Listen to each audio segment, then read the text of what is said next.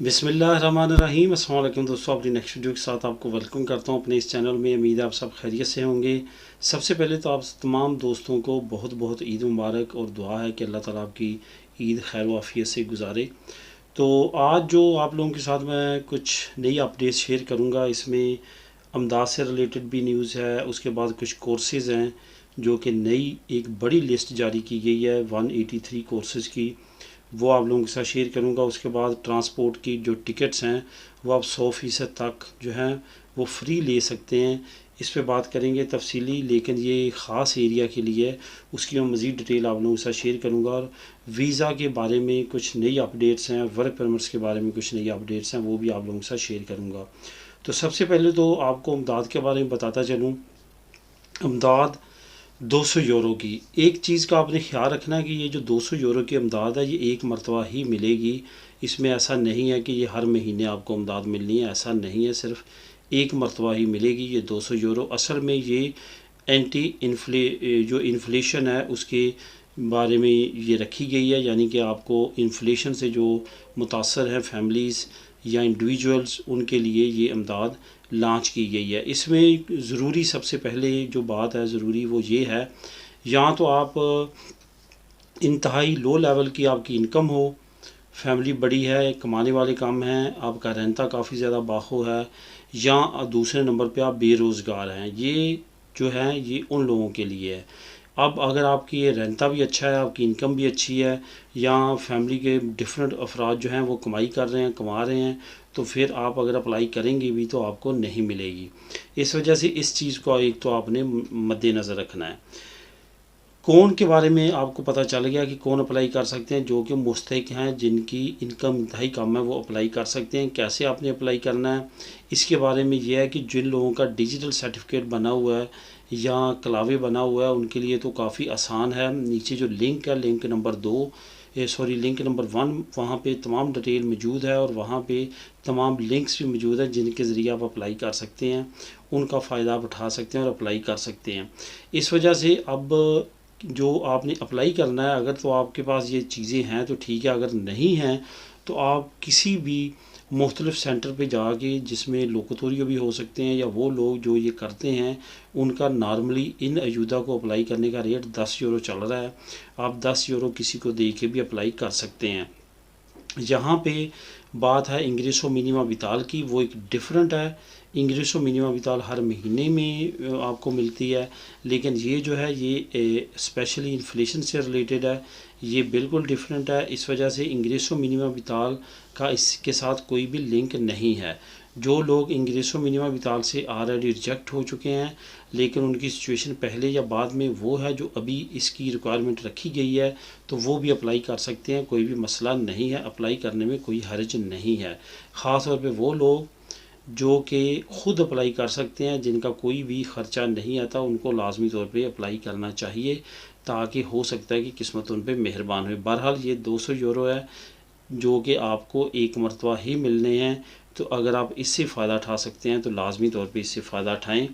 और जहाँ तक बात है किसी ऑफ़िस में, ये किसी भी ऑफ़िस में जाके अप्लाई नहीं हो सकेगी। ये अमदाद ऐसी है जो सिर्फ़ और सिर्फ आपने ऑनलाइन ही अप्लाई करनी है, उसके अलावा कोई और चारा नहीं है। यहाँ पे छोटी सी न्यूज़ आपको और बताता चलूँ कि पहली मरतबा पिछले 2.5 से 3 महीनों में पेट्रोल और डीज़ल की कीमतें कम हुई हैं। इसके साथ साथ जो डिस्काउंट है हुकूमत का वो 10% से 20% पे है चला गया है। तो इस वजह से अब ज़रा जो है वो प्राइसेस कंट्रोल में आई हैं, क्योंकि इंटरनेशनल मार्केट में जो पेट्रोलियम मसनूआत की प्राइसेस हैं वो काफ़ी ज़्यादा लो होने की वजह से असरात तकरीबन पूरी दुनिया पे पड़े हैं।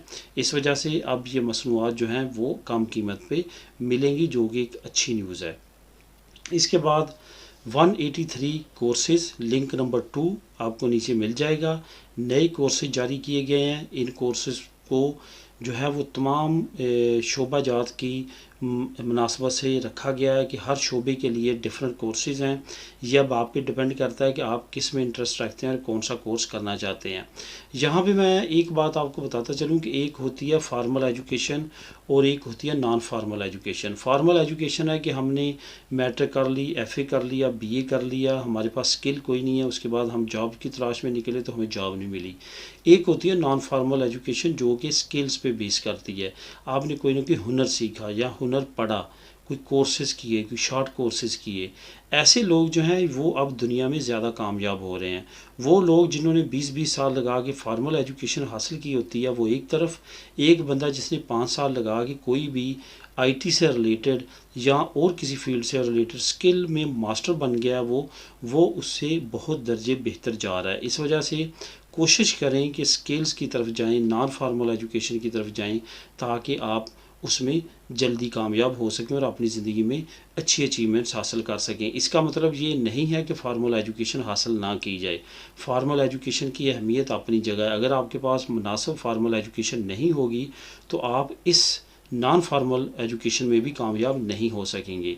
मकसद ये है कि इस फार्मल एजुकेशन के बाद अगर आपने मैट्रिक किया है, एफ़ए किया है, बीए किया है, तो अब नॉन फार्मल एजुकेशन जो है, जैसे ये स्किल्स अब 183 कोर्सेज़ हुकूमत प्रोवाइड कर रही है और फ्री ऑफ कॉस्ट कर रही है, और इसमें कुछ कोर्सेज़ ऐसे हैं जो पहले पेमेंट पे थे। तो ऐसी अपॉर्चुनिटी से लाजमी तौर पे फ़ायदा उठाएं और ऐसी अपॉर्चुनिटी से फ़ायदा उठाते हुए अपने मुस्तकबिल को मज़ीद बेहतर करें। इसकी बड़ी जो मिसाल है वो आपको मिल जाएगी उन लोगों की जिनको शायद आप भी चंद एक को जानते हों, मैं भी जानता हूं, कि जिन्होंने किसी न किसी शॉर्ट कोर्सेज़ में या ऐसी कोई स्किल में वो ख़ुद मास्टर हुए, उसके बाद उनको बड़ी बड़ी फर्म्स ने जो है वो हायर किया और अच्छी खासी पे ले रहे हैं। और कुछ लोग ऐसे हैं जिन्होंने फार्मल एजुकेशन की और वो अभी मज़दूरी टाइप या इस तरह के काम कर रहे हैं। इस वजह से इस स्किल्स की तरफ जाएं, और ये जो कोर्सेज़ हैं वो बार बार अनाउंस करते हैं। अगर आप इन कोर्सेज़ पे नज़र डालें कि सबसे ज़्यादा अप्लाई करने वाले कौन से लोग हैं, तो वो आपको साउथ अमेरिका मिलेंगी। शायद वो ज़ुबान आसान होने की वजह से जो है वो इस वजह से, या उनकी मेंटालिटी ऐसी है कि वो जानते हैं कि इनके सीखने से या इनसे पढ़ने से आप आगे निकल सकते हैं। तो इसका लिंक मौजूद है। वो लोग जो साथ साथ कुछ करना चाहते हैं वो लाजमी तौर पे इन स्किल्स को हासिल करें। मैंने ख़ुद 2-3 ऐसे ही कोर्सेज़ किए हैं जिनसे काफ़ी ज़्यादा फ़ायदा हुआ है। यहाँ पे मैंने एक जो है वो पहले किया था, एक उसके बाद किया, लेकिन पहले भी मैं चंद एक कोर्सेज़ ऐसे कर चुका हूँ जिन्होंने मुझे आईटी की फ़ील्ड में बहुत ज़्यादा फ़ायदा दिया। अब बात करते हैं कि 100% ट्रांसपोर्ट के टिकट्स जो हैं वो किस तरह आप हासिल कर सकते हैं। यहाँ पे आपको बताता चलूँ कि ऑलरेडी मैंने एक वीडियो आप लोगों के साथ शेयर की थी कि 50% डिस्काउंट पे जो है सितंबर से टिकट्स मिलेंगी। यहाँ की कतरूनिया की मैं बात कर रहा हूँ, और बाकी जो है वो भी स्पेन के मुख्तलिफ़ सूबों की बात कर रहा हूँ। लेकिन इससे बढ़ के अंदलूसिया ने एक बहुत ज़बरदस्त ऐलान किया है कि 50% टिकट्स तो ऑलरेडी जो है वो मिलेगी ही, लेकिन वो फैमिलीज़ जो कि तरहीता नमरोसा रखते हैं उनको 100% टिकट्स मिलेंगी, यानी कि फ़्री। अब आप इसमें क्या कवर कर सकते हैं, तमाम पब्लिक ट्रांसपोर्ट, जिसमें आपकी ट्रेन भी आती है, जिसमें आपकी बस भी आती है, और इसमें अगर सरकारी क्रूज़ वगैरह का सफ़र है तो वो भी आता है। ये तमाम सफ़र जो हैं आप फ्री कर सकेंगे अगर आपके पास तरहीता नमरोसा है। ये याद रखेंगे, स्पेशली ख़ोबनिस के लिए है जो कि 30 साल की उम्र से कम है, उन तमाम के लिए ये अपॉर्चुनिटी है। अगर तो उनके पास तरहीता नमरोसा नहीं होगा तो वो 50% डिस्काउंट है। अगर उनके पास तरहीता नमरोसा होगा तो उनके लिए 100% डिस्काउंट है। इसका लिंक आपको मैं नीचे दे दूँगा। अंदलूसिया ने फ़िलहाल अनाउंसमेंट कर दी है, उम्मीद है कि आने वाले वक्त में दूसरे सूबे भी कर देंगे। बहरहाल दूसरे सूबों ने 50% तक डिस्काउंट की ऑलरेडी अनाउंसमेंट कर दिया, जो मैंने आप लोगों के साथ वीडियो भी शेयर की थी कि सितंबर में वो लागू होगी। अब बात करते हैं फैमिली वीज़ा की और वर्क परमिट्स की।